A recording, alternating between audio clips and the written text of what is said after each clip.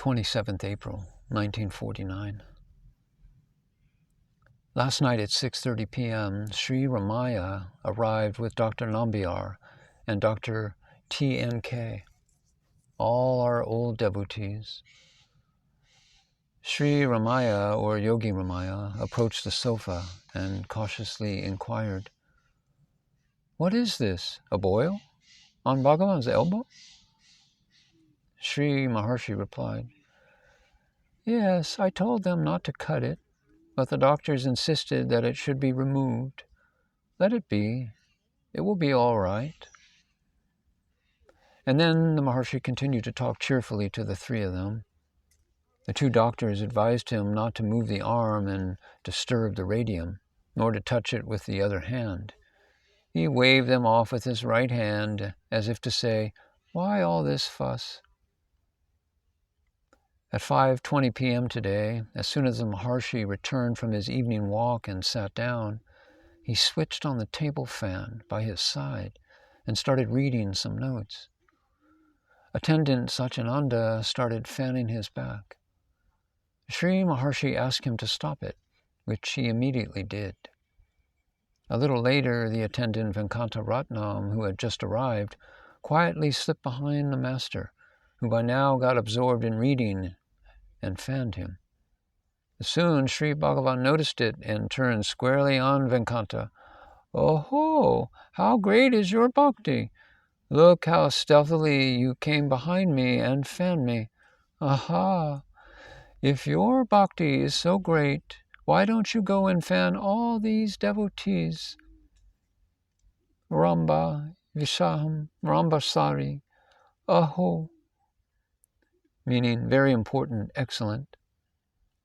Thus he taunted and railed at the attendant in a tender way. Then he turned to complain against VR for a full 10 minutes. After about an hour, on seeing T.P. Ramachandra, the lawyer, sitting by the side of the attendants, Bhagavan repeated the whole scene to him.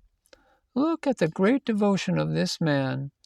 Although this morning I had protested against anyone fanning me, in the evening he stealthily went behind my back while I was engaged in reading and fanned me. I told him if he had so much devotion for me, he should also fan all of these, my devotees. It is said that service to the devotees is as meritorious as service to the Guru." And then the Maharshi, turning to VR, said, "Yes, go and do it. He thinks his tapas to be so powerful as to compel me to bend to his will.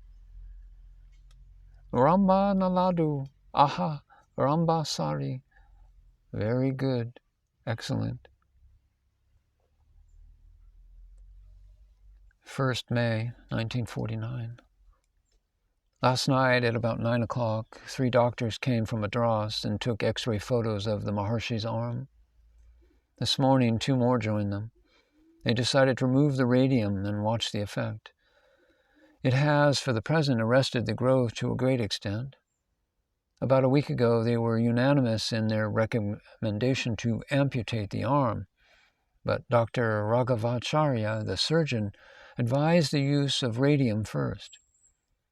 Today, however, he found amputation unavoidable, and at 4:45 p.m., he saw Sri Maharshi alone in the bathroom and told him, "I want to be frank with Bhagavan so that he may know the real position from the medical point of view and direct us.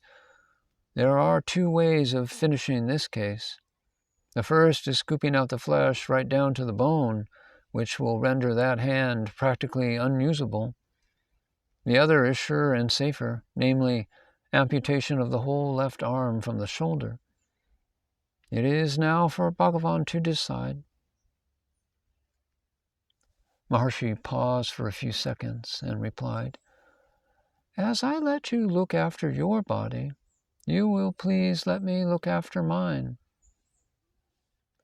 which made 1 or 2 devotees standing within earshot aside and sob, for they felt that decision of his amounted to a death sentence.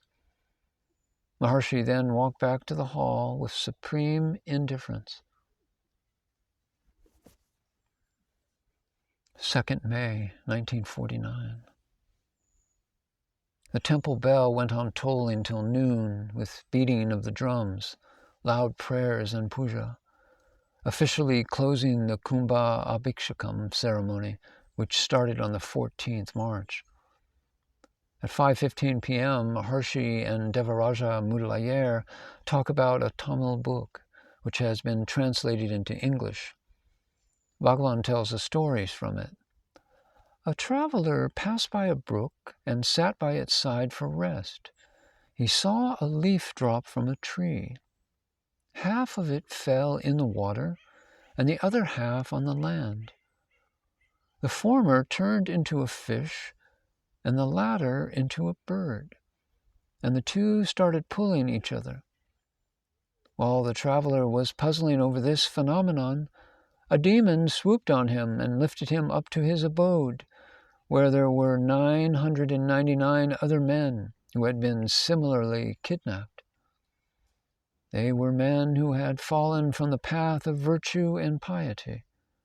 They had been very well treated and sumptuously fed by the demon, their host, till the newcomer brought their number to 1,000, when the demon prepared them all for a sacrifice to his god. The men started vehemently abusing the newcomer for being the cause of their imminent death. Dire dread made them direct their minds towards God, Lord Subramaniam, who then appeared and killed the demon and saved them.